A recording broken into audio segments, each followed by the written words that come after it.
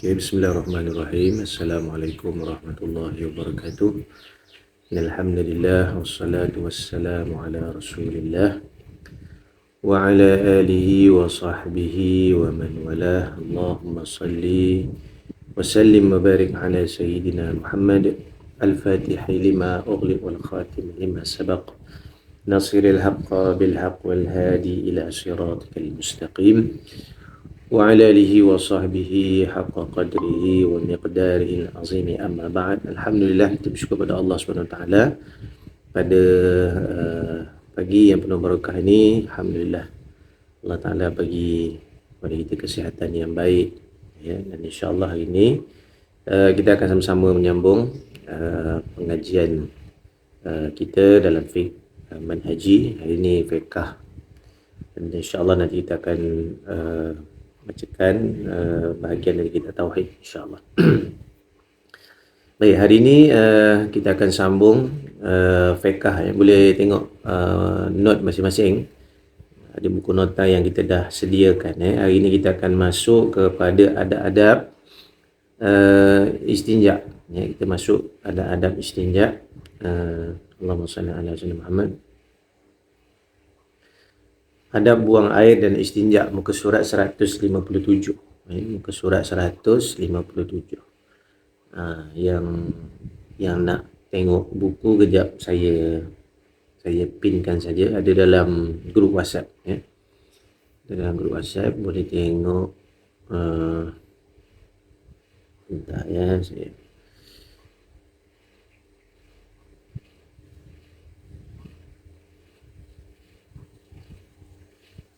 okey. Jadi boleh just klik saja kat situ. Nanti boleh tengok muka surat. Hari ini kita baca muka surat 157, tentang adab-adab membuang air dan juga istinja. Baik, jadi dalam kita buang air ataupun kita qada hajat, macam-macam namalah. Buang air ke, qada hajat ke, istinja ke, dia adalah perkara yang sama. Tujuannya adalah untuk kita menyucikan diri daripada kotoran. Tujuannya apa dia? Untuk kita untuk kita membersihkan diri daripada kotoran. Kerana hukumnya adalah hukumnya apa dia? Adalah wajib.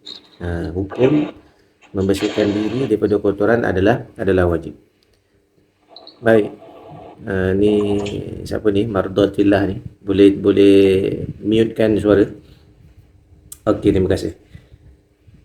Jadi Islam ni ajar daripada kita bangun tidur. Islam ni mengajar kita, ya, daripada sekecil-kecil benda sehinggalah kepada sebesar-besar benda. Semuanya ada adab tertentu, supaya dengan adab itu kita beroleh berkat daripada segala perbuatan kita. Kita nak masak pun ada adab, kita baca bismillah, ya. Kalau kita nak masuk ke tempat-tempat tertentu, sama juga kita baca bismillah, alhamdulillah. Tu paling kurang untuk kita menolak kemudaratan, ya. Dia ada adab ni adalah untuk apa? Menolak kemudaratan dan mendapat keberkatan daripada perbuatan kita. Walaupun perbuatan kita tu hanya sekadar buang air. Baik, ada yang dituntut atau orang Islam melakukannya ketika mana buang air. Ni ada adab ketika mana kita nak buang air ni, mesti kita jagalah ada adab ni.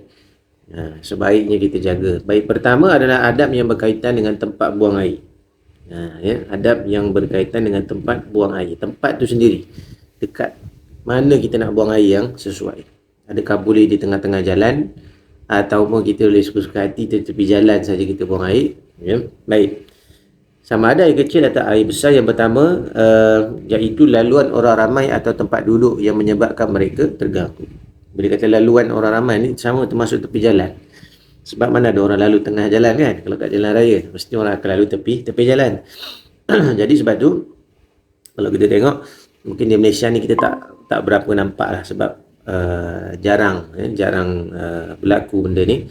Tetapi kalau kita tengok di negara-negara luar, ya, contohlah tempat yang pernah kita belajar dulu di Mesir, contoh dia, memang masih ada orang yang membuang najis di tepi-tepi jalan. Jadi bagi mereka itu benda itu tak salah, ya. Bahkan ramai, kadang-kadang berjemaah lagi. Itu kadang-kadang pentingnya kita tahu tentang adab-adab ni kerana ia bahagian dari sunnah Nabi sallallahu alaihi wasallam, ya. Jadi lalu orang ramai ataupun tempat duduk, ya, sebab orang hanya duduk tepi jalan, dia tak duduk tengah jalan, ya. Jadi di tepi-tepi jalan ni sebenarnya ramai orang yang terlepas pandang.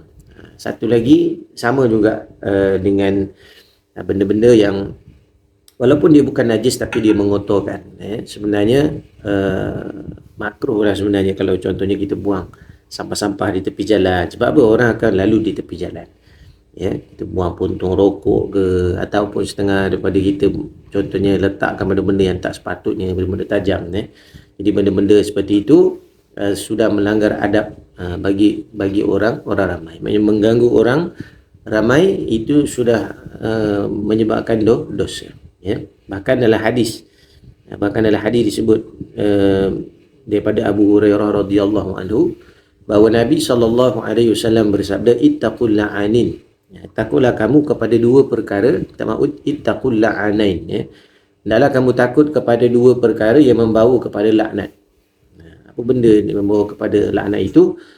Wa man la'anan, ya, apakah yang dilaknat itu? Sahabat bertanya, apakah dua perkara itu yang dilaknat ya Rasulullah? Qala, sabda Nabi sallallahu alaihi wasallam, alladhi yatakhalla fi tariqin nas, iaitu orang yang buang air di jalan-jalan tempat laluan manusia, au fi dhillihim, ataupun tempat mereka berteduh.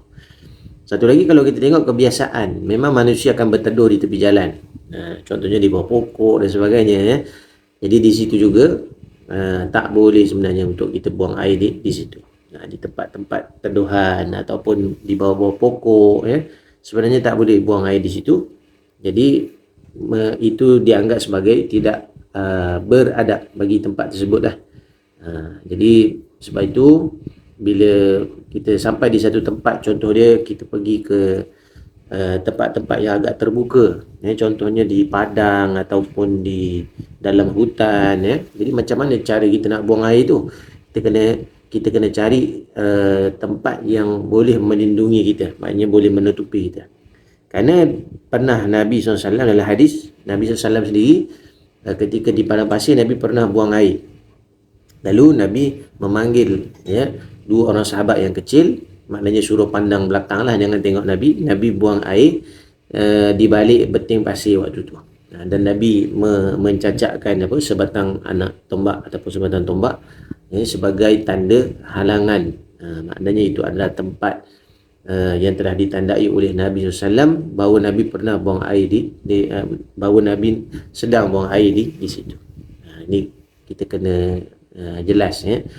Bahawa itu antara adab-adabnya. Kalau di tempat lapang kena cari benda-benda yang boleh mendinding, ya, ataupun yang boleh menutupi kita. Berbeza dengan sekiranya memang ada tempat-tempat yang dikhaskan. Contoh di Malaysia ni memang kita dikhaskan dah. Siapa saja pun dikhaskan untuk ada tempat buang air. Maksudnya tak mengganggu sebenarnya, ya. Baik, seterusnya di tempat di lubang tanah, tembok atau seumpamanya, ya. Kalau kita jumpa tembok ke dinding ke yang ada lubang dan sebagainya, maka jangan kita bermudah-mudah untuk apa? Jangan kita bermudah-mudah untuk buang air di dalamnya. Tak boleh kita suka-suka buang air di dalam tempat tersebut. Kerana apa? Kerana dikhawatiri akan apa? Dikhawatiri di situ akan ada binatang. Akan dapat ada tuan-tuan, akan ada binatang di dalamnya. Ya, sebab memang biasa dalam lubang, memang biasa dalam lubang-lubang lah binatang-binatang tu duduk dalam tu. Jadi sebab tu tak digalakkan ataupun tidak dibolehkan bagi kita untuk buang air di sebarangan tempat. Baik, Allahumma salli ala sayyidina Muhammad. Seterusnya Nabi SAW melarang pada hadis Abdullah bin Sarjis, katanya naha Rasulullah sallallahu alaihi wasallam ayyubala fi hujri, fil juhri, minta maaf. Nabi SAW melarang manusia buang air kecil di dalam lubang tanah. Kita nampak lubang cantik je. Ni kalau kita masukkan sesuatu ni, okey ni, ya. Jadi jangan kita buang air dalam tu. Kalau kita nampak lubang, buat apa? Kita pergi je lah, tak perlu kita buang air di situ. Cari tempat-tempat yang lebih baik. ataupun kita gali sendiri tanah. Kalau kita pernah masuk hutan, tahu cara nak survive di dalam hutan. Antaranya kita tak boleh suka-suka buang air di tempat-tempat yang kita tak tahu tempat tu ada apa. So paling selamat kita pergi di tempat yang ada di sekitar kita. Kita gali tanah, kita buat lubang, kemudian kita tutup dengan kanvas tempat tu untuk kita jadikan sebagai tandas. Dan kita tanam najis tersebut. Itu cara yang paling selamat sekali. Jangan kencing kat pokok ke apa ke kan. Jadi dalam hutan pun kita diajar macam mana kita nak qada hajat, nak buang air besar sebagainya. Maka perlu dengan adat-adat tertentu bagi mengelakkan apa? Contohnya kalau ada binatang dan sebagainya, mari kita tidak menyakiti mereka. Baik, kemudian antara tempat yang ditegah kita buang air, antaranya di bawah pokok. Di bawah pokok yang sedang berbuah. Jadi ada pokok. Kalau kita tahu pokok tu berbuah, jangan kita buang air bawah tu sebab takut buah dia jatuh kena pada najis kita. Jadi menjijikkan. Kemudian di tempat mana lagi yang tak boleh buang air, iaitu di dalam air yang tenang dan tidak mengalir. Air yang tenang dan juga tidak mengalir. Maksud air tenang ni air bertakung lah. Bahasa mudah dia contohnya dalam swimming pool ke kan. Dalam swimming pool lah, itu contoh benda-benda air yang tak mengalir kan. Tapi dia lebih dua kolam, betul lebih dua kolam, tapi dia tetap menjijikkan. Cuma orang je tak tahu orang je tak tahu. Biasalah kalau mandi kolam ni mesti ada yang buang air ni Jadi sebenarnya hukumnya tak boleh ditegah sebenarnya kerana mengotori manusia. Mengotori. Baik. Berdasarkan kepada hadis Nabi sallallahu alaihi wasallam, naha Rasulullah sallallahu alaihi wasallam ayyubala fil ma'ir rakid. Nabi SAW melarang manusia membuang air kecil dalam air yang tenang. Nabi tegah buang dalam air yang tenang, maksudnya air yang bertakung lah. Kiralah bekas tempat mana pun yang ada air yang tidak mengalir, maka jangan buang air di dalamnya. Sebab kalau kita nak buang air di tempat yang mengalir boleh, contohnya di sungai, di laut dan sebagainya. Kalau di dalam kolam, di dalam tempat-tempat privacy dan sebagainya, maka ditegah membuang air di situ kerana boleh menyebabkan najis. Ataupun kalau tidak bernajis sekali, orang akan jijik. Contoh swimming pool kan, tiba-tiba ada benda timbul. Ada makanan ikan timbul. Jadi dah menjijikkan orang yang nak mandi tu. Jadi tak boleh dan berdosa lah sebenarnya kerana menyakiti orang lain. Orang nak mandi dan tengok lain pula yang timbul kan. Jadi sebab tu adab lah, jaga adab kita.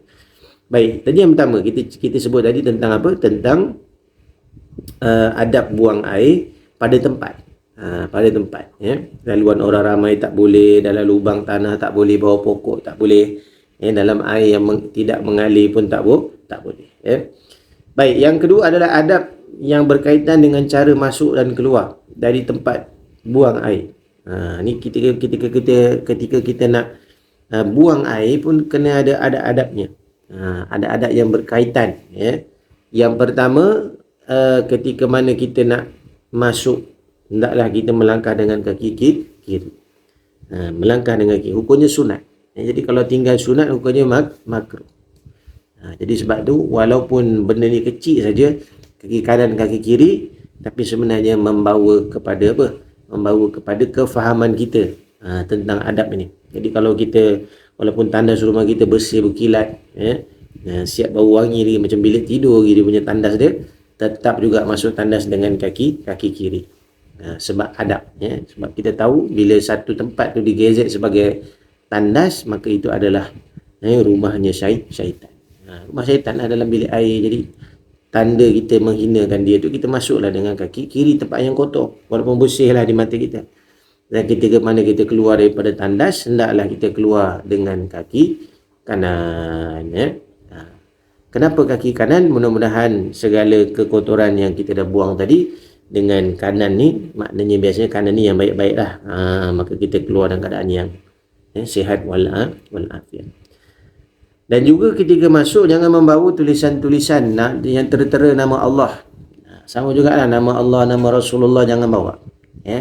Kalau kita ada cincin yang nama Allah tu, tanggalkan.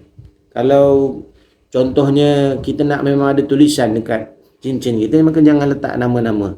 Jangan letak nama tu kalau kita tak boleh nak jaga. Ya.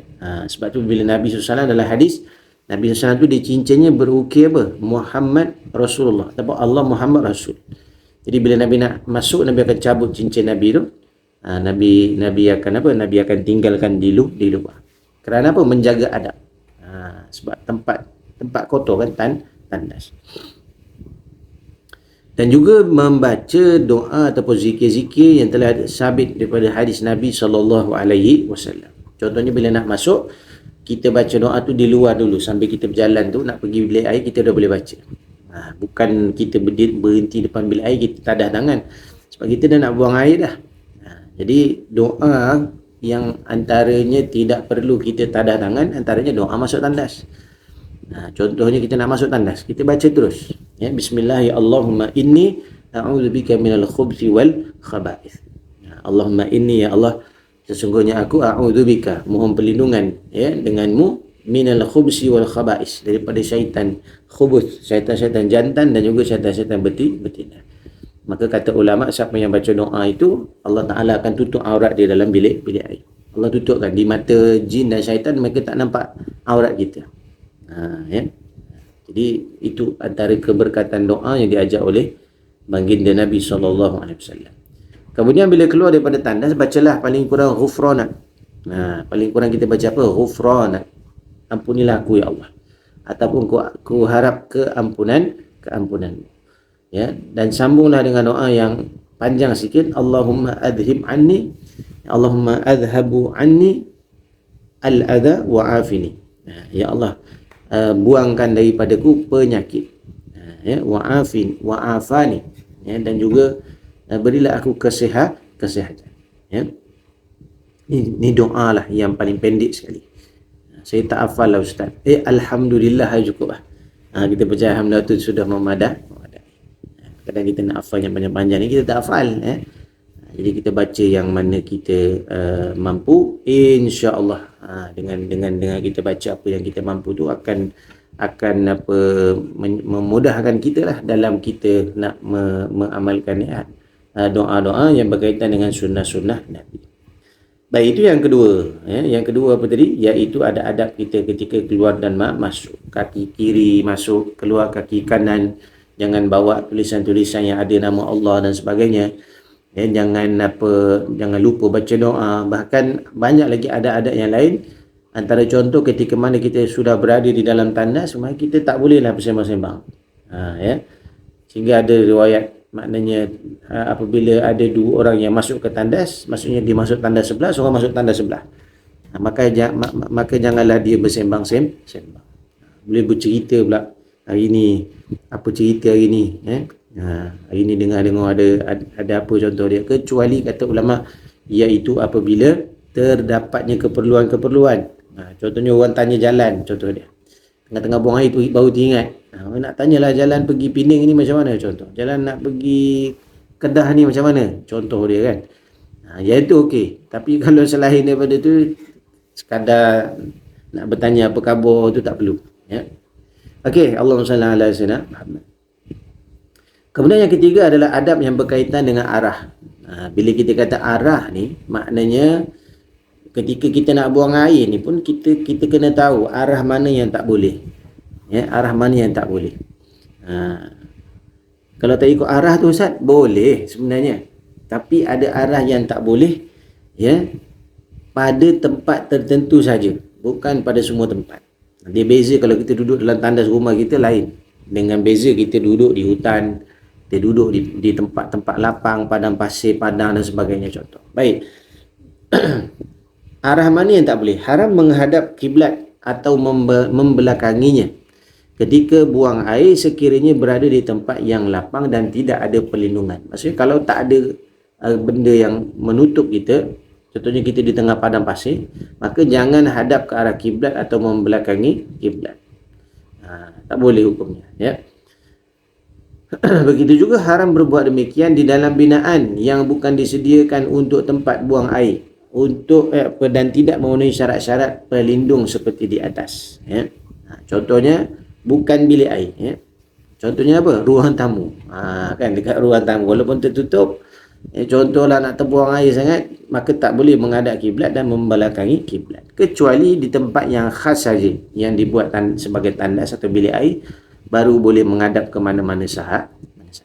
Yang ni kita kena jelas, ya. Sebab ada orang bila dia belajar bab ni, maka dalam bilik air pun dia takut dia nak buang air. Sebab apa? Sebab nanti salah arah nanti Ustaz. Tak ada. Itu bagi di tempat-tempat yang apa? Yang lapang ataupun tempat-tempat yang tidak memenuhi syarat-syarat pelindung di atas.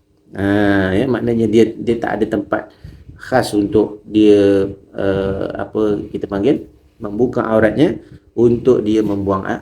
Jadi sebab itu tak boleh. Di tempat-tempat lapang, di dalam hutan contoh dia kena cari tempat-tempat yang tertutup untuk apa? Untuk membolehkan dia menghadap ke mana-mana saja apabila dia membuang air. Ini penting, ada adab ni. Ini penting. Dan disyaratkan jarak antara dinding atau pelindung tersebut tidak melebihi 3 hasta. Ataupun kira-kira bersamaan 150 cm.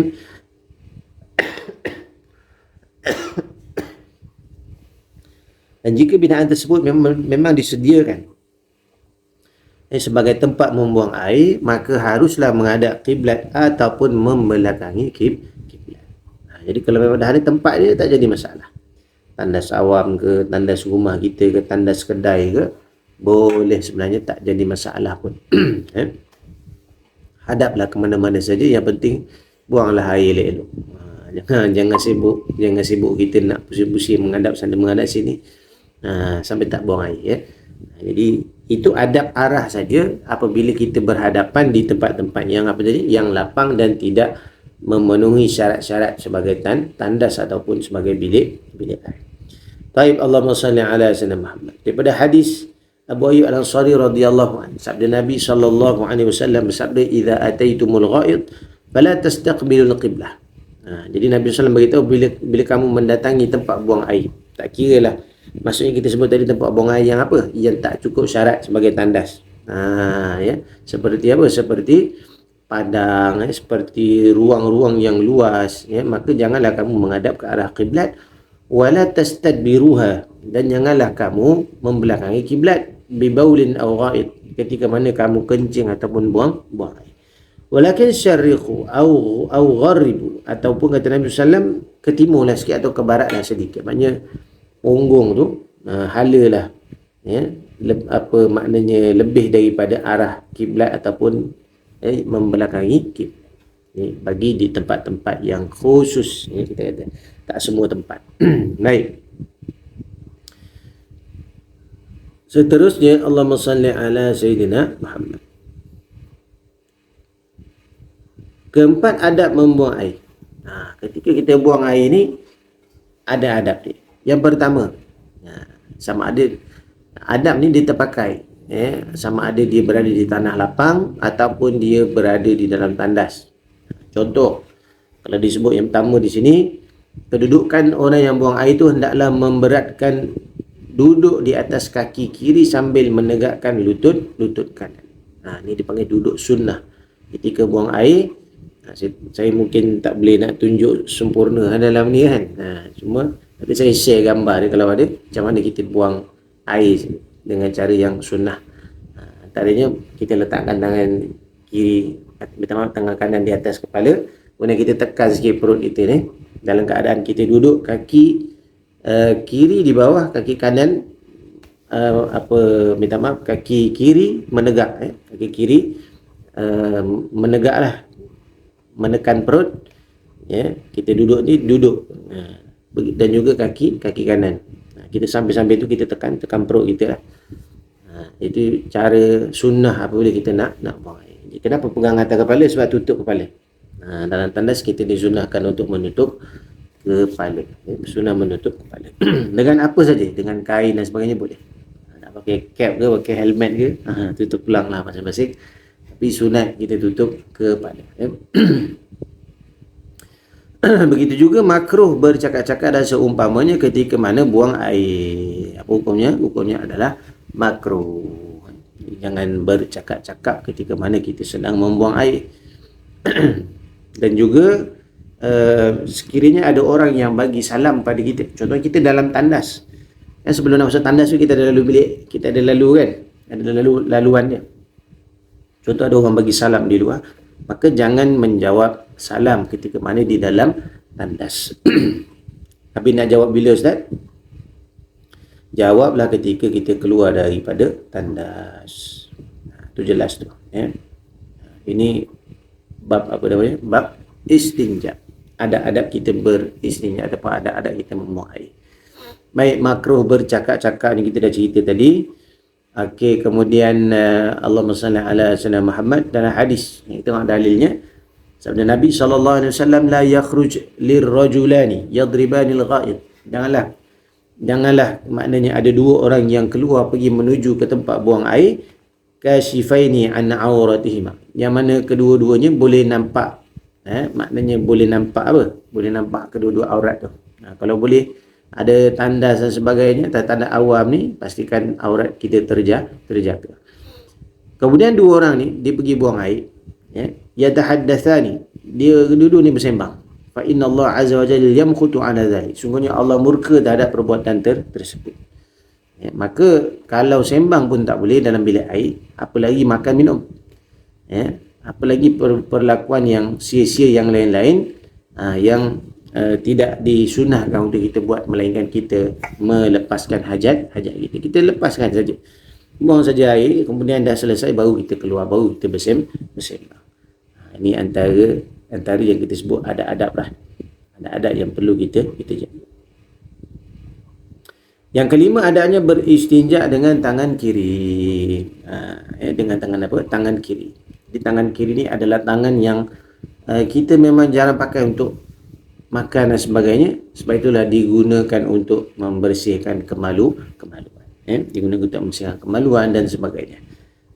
Bahkan disunahkan bagi orang lelaki dan wanita untuk istibrak. Apa dia istibrak? Istibrak ni maknanya kita buat proses penyucian yang lebih, seperti mana kalau kita dah kencing, maka sunat kita berdeham. Berdeham 3 kali. Berdeham. Jadi tak payah kau kuat pun sebenarnya. Maknanya kita berdeham tu sekadar untuk kita tekan perut kita. Kita tekan, untuk apa? Untuk kencing tadi benar-benar bersih. Untuk kencing kita tadi benar-benar bersih. Okey, jelas tangan ni,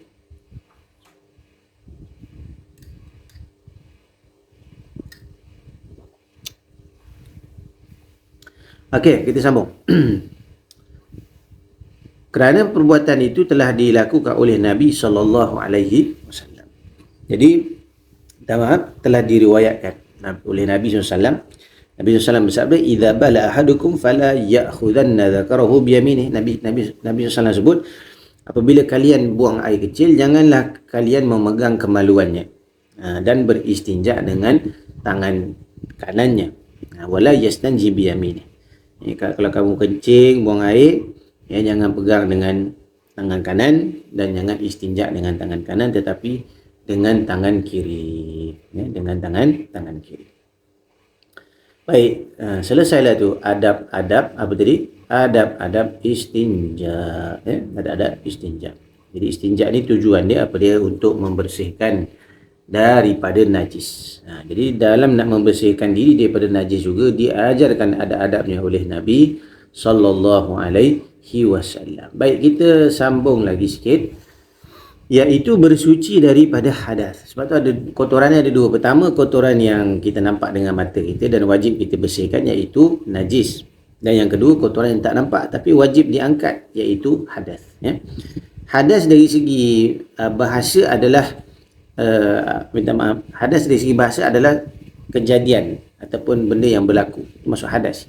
Dari segi syarak, maksudnya segi hukum fiqahnya pula, bermaksud sesuatu yang ada, yang wujud pada anggota manusia tapi dia tak nampaklah dengan mata, yang mana ia menghalang akan sahnya solat ataupun menghalang akan sahnya ibadat. Dan hadas ni pun ada dua saja. Pertama, hadas kecil, dan yang kedua adalah hadas besar. Hadas kecil maknanya melakukan perkara yang membatalkan wuduk, dan hadas besar adalah apabila melakukan perkara sehingga mewajibkan mandi. Jadi dua ni saja hadas. Sebenarnya mudah saja untuk kita faham. Baik. Jadi hadas kecil ini adalah maknanya diangkat ataupun terluputnya hadas ini dengan seseorang itu berwuduk. Jadi bila kita berwuduk, automatik kita punya hadas kecil akan terangkat. Kan luputlah hadas kecil kita. Sehinggalah kita melakukan sekali lagi hadas kecil seterusnya. Contohnya kita kentut ataupun kita buang air dan sebagainya, maka kita sudah dianggap sebagai berhadas kecil. Ya. Kemudian hadas besar. Hadas besar pula adalah perkara yang menghalang sahnya solat, ibadat-ibadat dan seumpamanya, sehingga akan terluputlah dia apabila seseorang itu mandi. Seorang itu mandi wajib, maka terangkatlah hadas besarnya. Jelas tu Baik, alhamdulillah. Selesai tu kita punya tajuk pada pagi ni, iaitu berkenaan dengan adab-adab menyucikan najis, adab-adab istinja dan juga bersuci daripada hadas. Okey, sebelum kita masuk kepada kitab seterusnya, ada soalan? Silakan.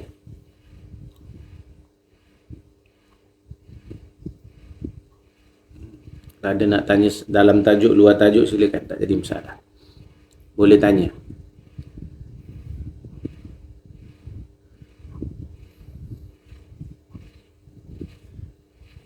Tak ada? Okey, alhamdulillah. Okay, kalau tak ada, kita sambung.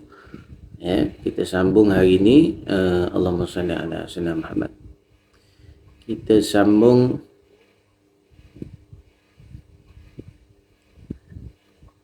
Okey, dalam grup kata tak boleh buka. Dah masuk belum? Abang Razak, Ustaz Azhar dah cuba keluar balik, masuk semula.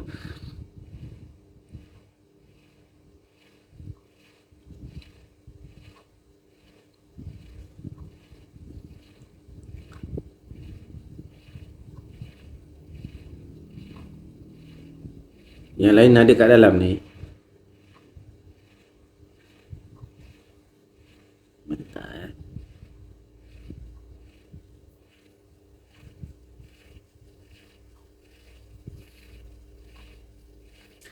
Okey. Kita tunggu ada lagi yang tak masuk lagi. Kita sambung. Okey, hari ini kita akan sambung tauhid, kita sambung lagi Allahumma salli ala sayyidina Muhammad.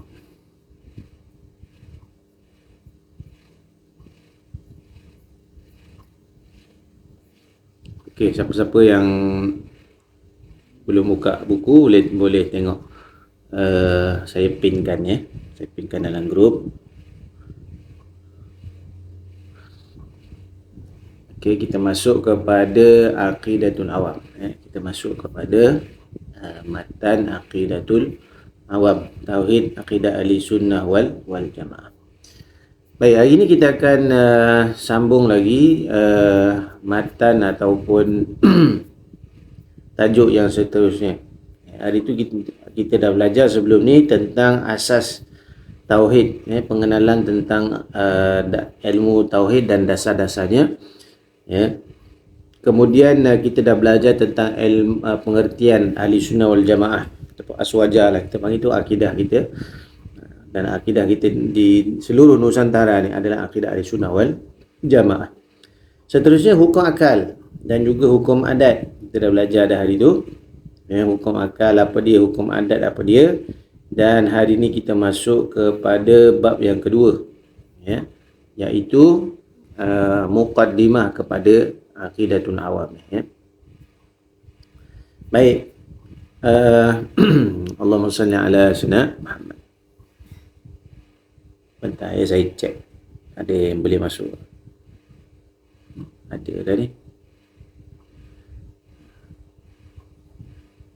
Ada dua orang tak masuk lagi. Okey, dekat nota boleh buka muka surat 13. Okey, dekat nota boleh buka muka surat 13. Boleh tengok situ. Kita akan masuk kepada bab yang kedua. Pengantar bagi Aqidatul Awam. Muka surat 13. Okey.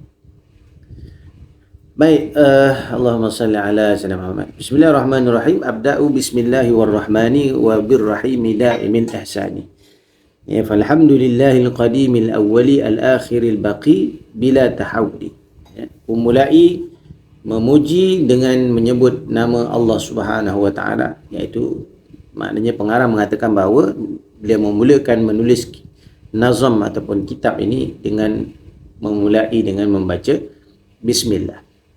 Ya, jadi sempena mengambil keberkatan daripada apa? Daripada hadis Nabi sallallahu alaihi wasallam, yang setiap perkara yang tak dimulai dengan menyebut nama Allah, fa huwa abtar, maka itu dia merupakan perkara itu akan terputus, maknanya terputus keberkahannya. Tak berkatlah sana cerita, ya. Jadi pengarang rahimahullah mengatakan bahawa aku mulai menulis nazam ataupun kitab ini dengan membaca bismillahirrahmanirrahim. Daimil ihsan, yang mana Allah SWT itu berterus-terusan dalam ihsannya, maknanya melakukan kebaikan. Allah Ta'ala itu berterusan ihsan dan rahmatnya kepada umat, kepada hamba-hambanya. Falhamdulillahil qadimil awwali, maka segala puji bagi Allah Subhanahu Wa Taala itu al-qadim, yang bersifat qadim. Nanti kita akan syarah apa maksud qadim ni. Al-awwal, ya, yang maha awal, al-akhir dan juga maha akhir, al-baqi bila tahawuli, yang mana Allah Subhanahu Wa Taala itu tidak ada perubahan baginya. Daripada dulu, sekarang dan akan datang, Allah SWT itu tidak ada perubahan, kerana dia lazat yang maha tunggal, yang maha satu, ya.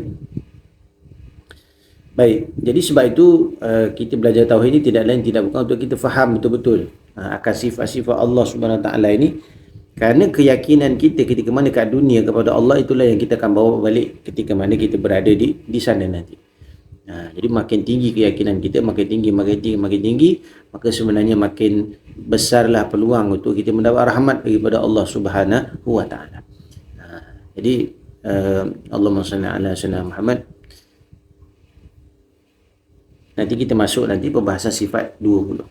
Itu bincang tadi tentang Al-Qadim, ya.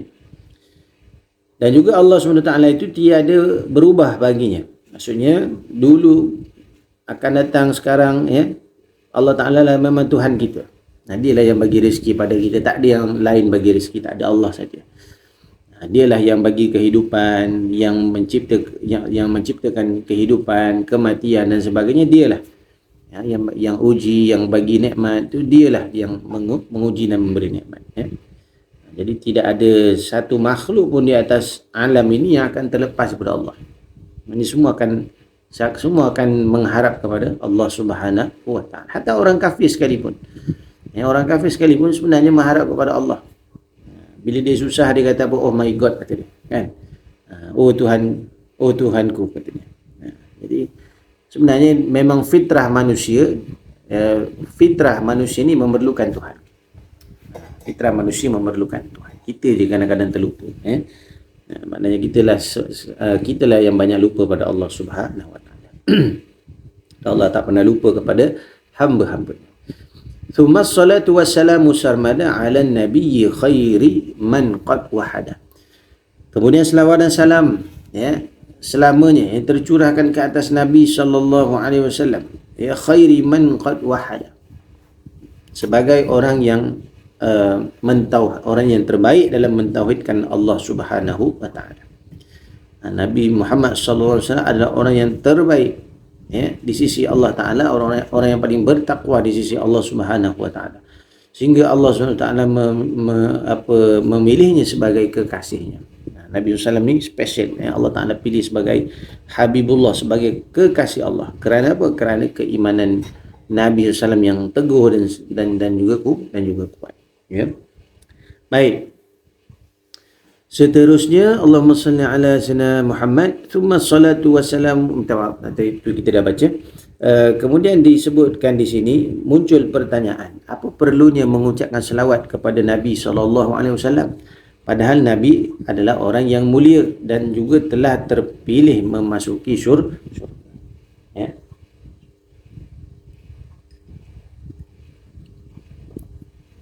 Jadi Nabi SAW dah Allah Ta'ala jadikan Nabi SAW ini orang yang mulia, orang yang terpilih di sisi Allah Subhanahu Wa Ta'ala.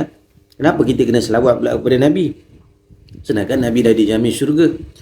Maka jawapannya, kenapa kita selawat adalah kerana kepatuhan kita kepada Allah.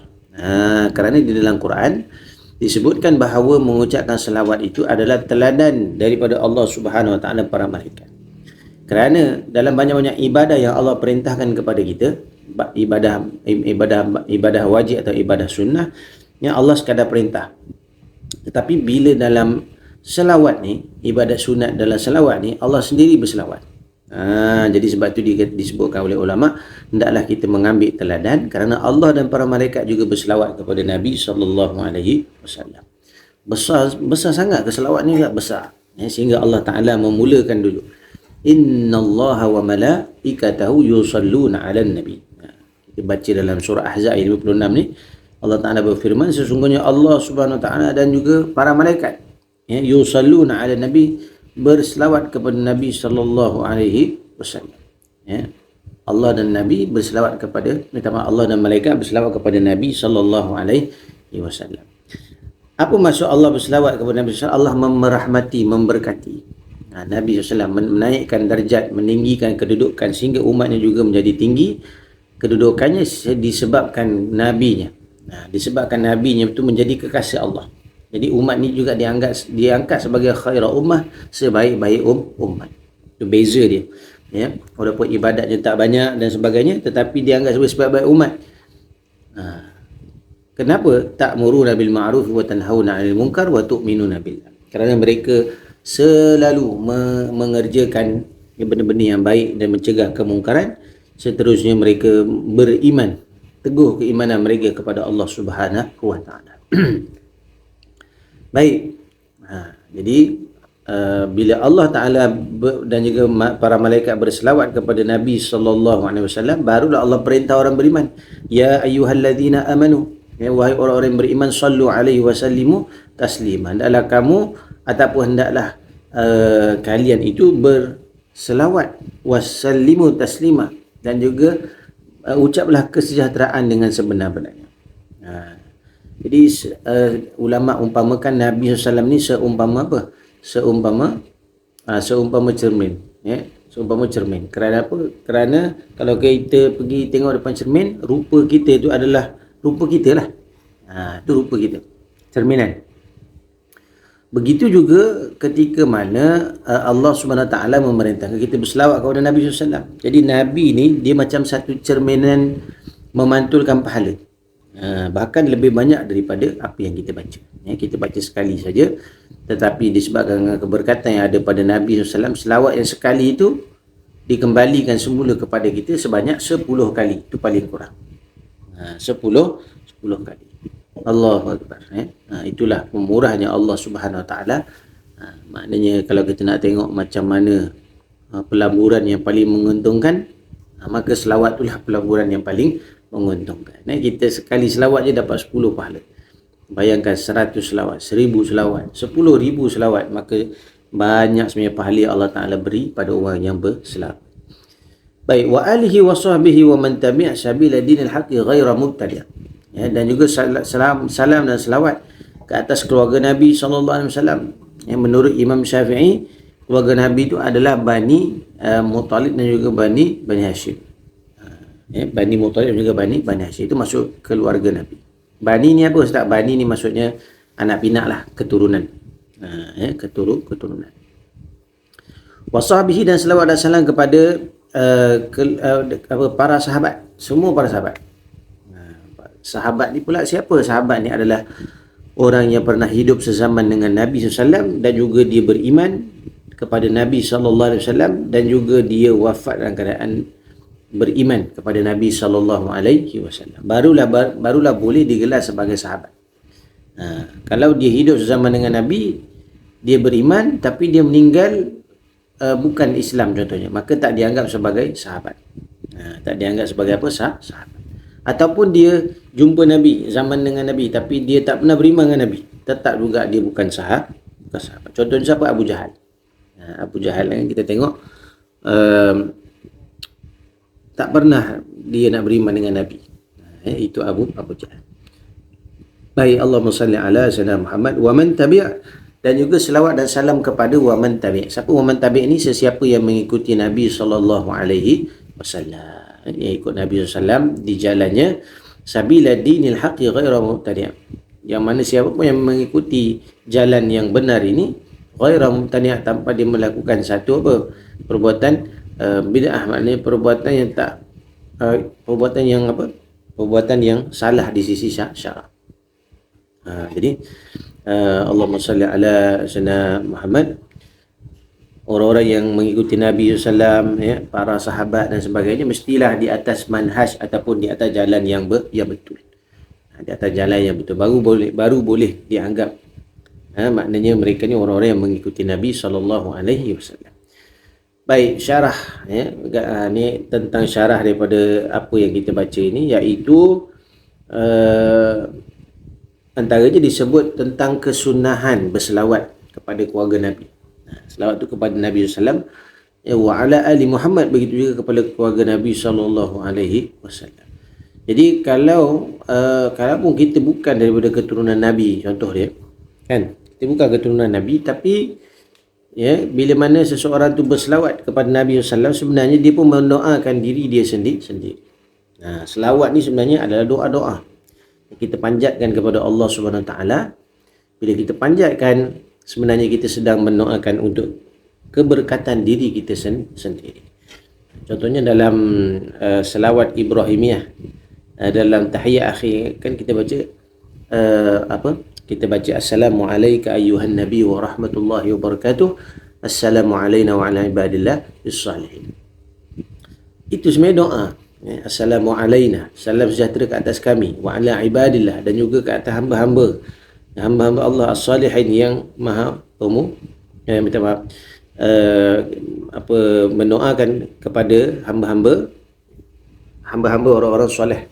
Doa-doa tu balik, kita sendiri mendoakan diri kita. Contohnya kita baca assalamu alayna wa ala ibadillah as-salihin, salam sejahtera ke atas hamba-hamba yang soleh. Balik semula doa tu pada diri kita. Yang mudah-mudahan kita doakan diri kita menjadi orang-orang baik, orang-orang soleh. Baik. Kemudian daripada hadis, Nabi SAW mengajarkan para sahabat macam mana nak berselawat. Jadi diajarkan selawat ini, Nabi sendiri ajarkan kepada para sahabat. Antaranya sahabat bertanya, fa kaifa nusalli alaik, bagaimana kami berselawat ke atasmu ya Rasulullah? Fasakat, maka Nabi SAW diam ketika itu. Thumma qala qulu, kemudian Nabi mengatakan, katakanlah. Nabi mengatakan, bacalah Allahumma salli ala Muhammad wa ala ali Muhammad. Ataupun kita selalu baca Allahumma salli ala Sayyidina Muhammad wa ala ali Sayyidina Muhammad. Mana-mana pun boleh, dua-dua pun boleh. Ala kulli hal, kita setiap hari berusahalah untuk memperbanyakkan selawat kepada Nabi sallallahu alaihi wasallam. Jadi terlalu banyak kelebihan tuan-tuan dalam kita berselawat ni. Antaranya urusan-urusan kita dipermudahkan oleh Allah Ta'ala.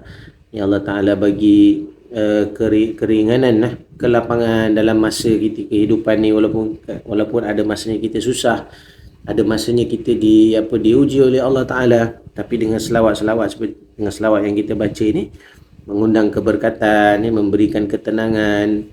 Jadi sebab tu selawat ni adalah ubat yang paling ampuh. Dia dua lah ubat paling ampuh untuk kita ubah hati kita pada zaman ni. Pertama adalah membaca Al-Quran, dan yang kedua adalah memperbanyakkan selawat kepada Nabi SAW. Besarnya Nabi SAW ni sehingga Quran pun diturunkan kepada Nabi, sehingga selawat pun diberikan kepada Nabi. Nak kata punyalah beruntung umat akhir zaman ni. Allah Ta'ala bagi merasa dua benda antara nikmat besar sebenarnya dalam kehidupan ni, itu Quran dan juga selawat. Quran dan juga selawat. Baik, itu kelebihan Allah Ta'ala beri khusus buat umat akhir zaman ni kita lah, yang mudah-mudahan dengan diberikan amalan-amalan itu, kita kena ada satu sasaran lah. Kalau boleh kita ni seumur hidup, contohnya berapa kali kita nak khatam Quran, kena ada sasaran tu. Tiap-tiap tahun kita pergi melancong sana sini, dunia kita ada sasaran, tapi akhirat kita Perlu juga ada sasaran. Sehari kita nak selawat berapa kali. Benda-benda ni kita kena letakkan dalam kehidupan kita supaya kita nampak tujuan kita hidup. Baik, Allahumma salli ala Sayyidina Muhammad. Jadi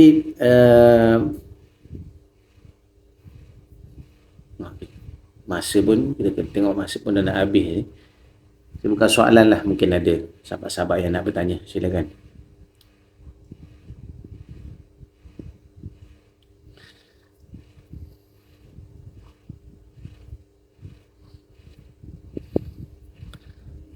Ada nak tanya soalan?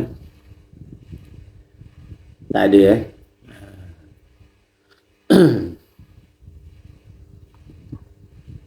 Okey, kalau tak ada sikitlah mungkin untuk kita bincangkan berkenaan dengan apa yang kita belajar hari ni. Kita ulang kaji sikit. Hari ni kita belajar tentang sesuatu dalam tauhid ni. Kita belajar tentang apa, sesuatu yang kita nak mulakanlah dengan bismillah. Seperti mana pengarang kitab ni memulakan nazam ataupun karangannya itu dengan apa? Bismillahirrahmanirrahim. Jadikan amalan. Bismillahirrahmanirrahim ni apa saja kita buat jadikan amalan. Kita nak buat benda-benda yang baik lah maksudnya. Kita nak buat benda-benda yang baik. Contoh buat benda tak baik, tak boleh baca sebenarnya bismillah. Contohnya nak isar rokok contohnya kan, kita baca bismillah supaya rokok diberkat Ustaz, contoh dia. Tak boleh sebenarnya. Jadi itu sudah mempermain-mainkan nama Allah. Yang kedua, menyebut bismillahirrahmanirrahim ni contohnya apabila kita nak makan contohnya. Simple saja bismillah contohnya atau bismillahirrahmanirrahim, supaya dengan dalam tiap-tiap inci makanan yang kita makan itu kita juga memperoleh kebaikan. Kita memperoleh apa? Kebaikan. Mungkin dalam makanan tu ada penyakit, tapi disebabkan kita baca bismillah, akhirnya kita selamat daripada penyakit. Itu keberkatan yang ada pada apa? Pada bismillah. Sebab tu jangan abaikan. Kalau boleh jangan kita abaikan membaca bismillahirrahmanirrahim. Ini penting. Satu pelajaran yang besar bagi saya. Kita ni umat yang tak banyak nak hafal doa-doa, tetapi jangan sampai setiap benda yang kita buat tak ada doa. Kita ni tak banyak nak hafal doa panjang-panjang macam orang dulu-dulu kan. Tapi jangan sampai sesuatu benda yang kita buat itu meninggalkan doa. Baca walaupun sekadar bismillah dan juga alhamdulillah. Baik, kemudian yang kedua tadi tentang selawat kepada Nabi sallallahu alaihi wasallam. Maknanya Nabi yang Allah utus sebagai orang yang mengajarkan kepada kita tauhid, makrifatullah. Orang yang mengajarkan kepada kita mengenal Allah Subhanahu wa taala. Jadi sebab tu ambil peluang dalam sehari untuk kita memperbanyak selawat kepada Nabi sallallahu alaihi wasallam. Ada orang yang selawat seminggu sekali, iaitu hari Jumaat. Ada orang yang selawat hari-hari. Maka siapa yang semakin banyak selawatnya kepada Nabi SAW, maka mudah-mudahan semakin dekatlah dia dengan Nabi SAW berdasarkan kepada hadis. Ini yang kita sebut ni adalah hadis Nabi. Aqrabukum ilayya yaumal qiyamah, orang yang paling dekat denganku pada hari kiamat, aktsarukumus salati alayya. Ada orang yang paling banyak berselawat kepadaku. Masa dalam hidup dia banyak selawat pada Nabi SAW, maka insya-Allah maknanya dipermudahkan semua urusannya untuk apa? Untuk rumah dia nanti dekat syurga, dekat dengan Nabi sallallahu alaihi wasallam. Ini jadi satu benda yang kita rebutkan sebenarnya, iaitu selawat pada Nabi. Selagi mana kita hidup, maka banyakkanlah kita selawat pada Nabi sallallahu alaihi wasallam. Baiklah, sekadar untuk kita pada pagi ni insya-Allah bermanfaat. Bagi yang tak dapat join tadi, insya-Allah nanti kita sediakan rakaman ni petang ni, siaplah insya-Allah. Terima kasih untuk sahabat-sahabat yang hadir pada pagi ni. Terima kasih mendoakan kesihatan saya. Mudah-mudahan kita semua dalam kebaikan, dalam kesihatan yang baik dan rahmat Allah. Itu saja yang baik datang pada Allah, kurang lemah ini kekurangan diri saya sendiri. Wa'afu minkum. Assalamualaikum warahmatullahi wabarakatuh.